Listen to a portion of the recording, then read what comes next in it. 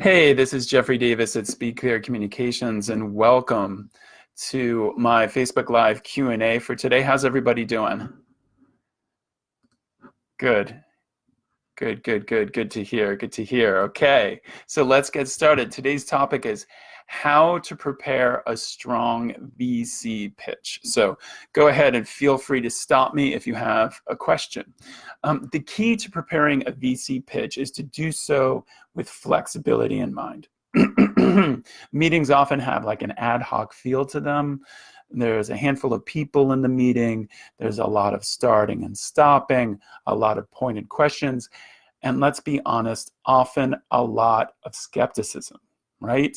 So take a look at at Shark Tank, right? If someone goes out to pitch a product, a lot of times that product gets rejected, which doesn't mean that your business pitch or your product pitch will get rejected, but it's important to not get too wedded to one business or one product. They may want A instead of B. So what I always suggest is to have a number of pitches ready, not just one.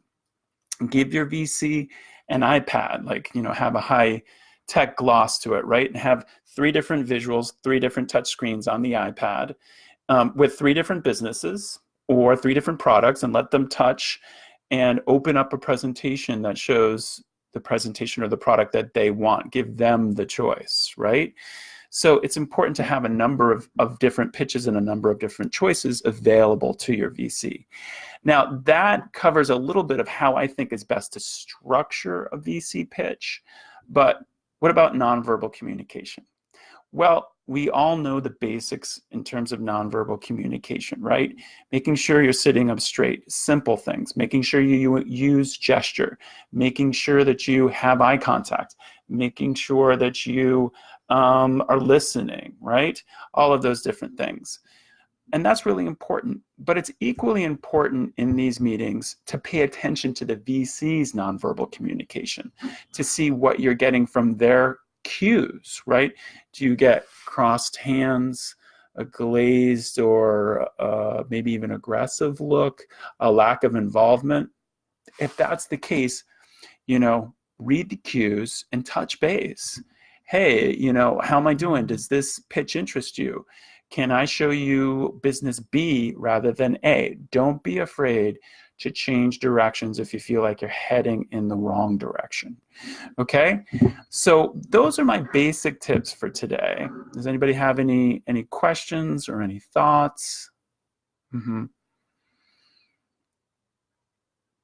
of the questions is, what do you do if you don't have another business lined up or you only have one to pitch? Well, if you only have one business or one product to pitch, obviously you just want to make sure that that is you've done a lot of research beforehand and you know for sure that that product or that business is what this particular VC is looking for.